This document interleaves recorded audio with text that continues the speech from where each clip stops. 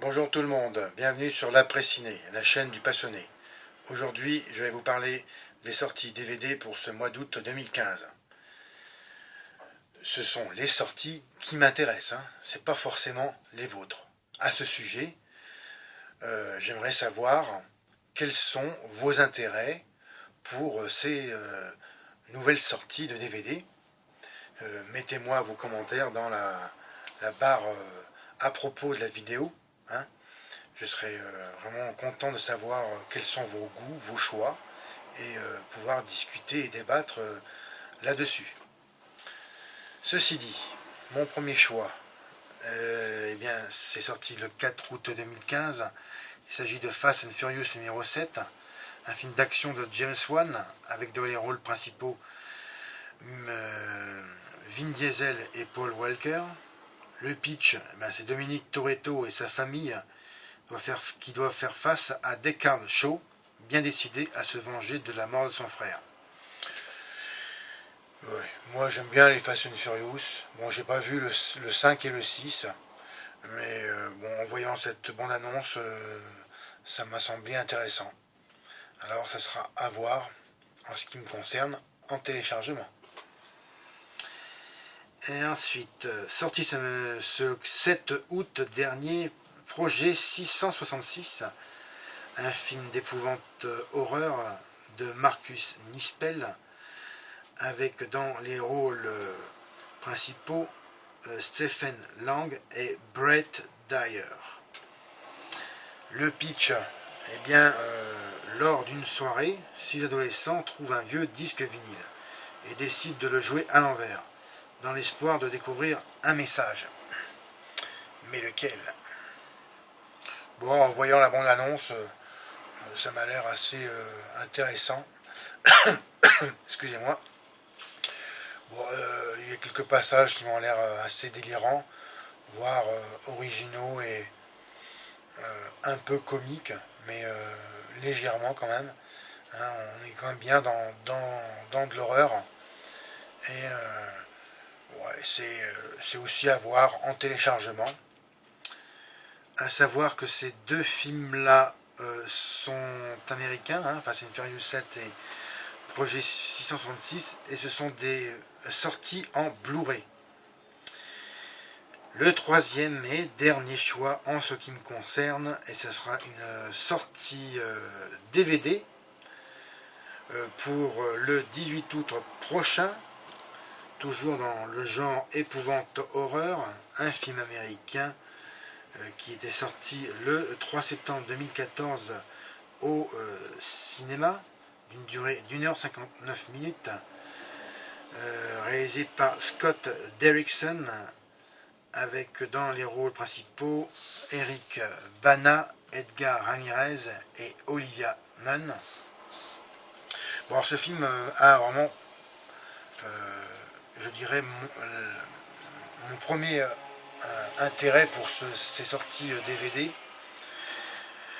Non, pas seulement que c'est un film d'horreur, mais aussi qui mélange le thriller. Et en voyant la bande-annonce, ça m'a l'air pas trop mal. Assez gothique. Après, il faudra vraiment que je le voie sur YouTube. Il est d'ailleurs actuellement disponible pour ceux que ça intéresse. Et ce sera le prochain film d'ailleurs que je critiquerai. Alors ça sera à suivre. En voyant cette bande-annonce, oui, ça m'a plu par... déjà, il y a une belle photo du film.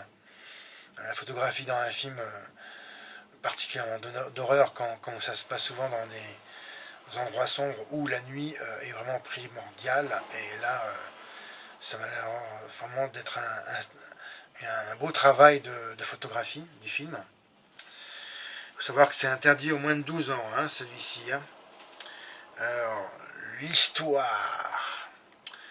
La violence et la noirceur, le sergent Ralph Sarchi connaît bien. Flic dans le Bronx, il est chaque jour témoin du pire de la nature humaine.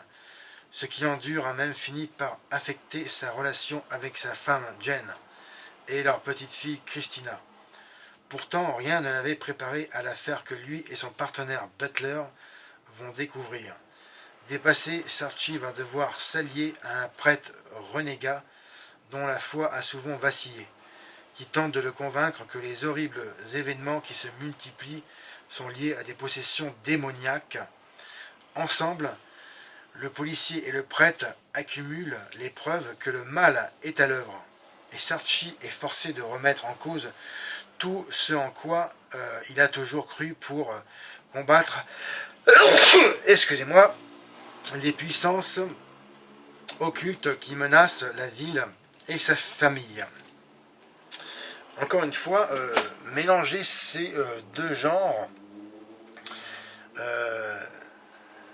le doute est là parce que c'est pas forcément deux genres qui puissent, je pense, par rapport à votre attention dans le film, c'est pas forcément un bon mariage. Cependant, j'ai vu des critiques sur YouTube qui disent que c'est en général, d'après eux, un assez bon film, voire bon film.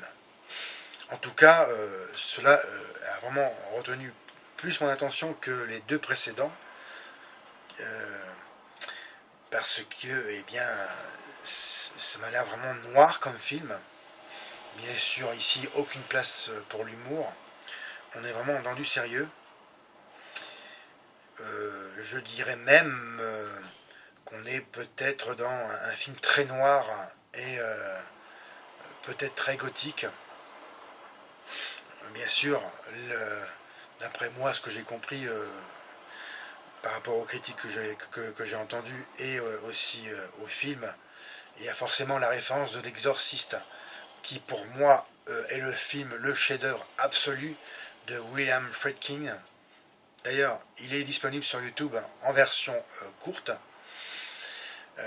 Voyez-le vraiment, je vous conseille d'ailleurs ce film qui est pour moi eh bien, vraiment le grand classique du cinéma d'horreur,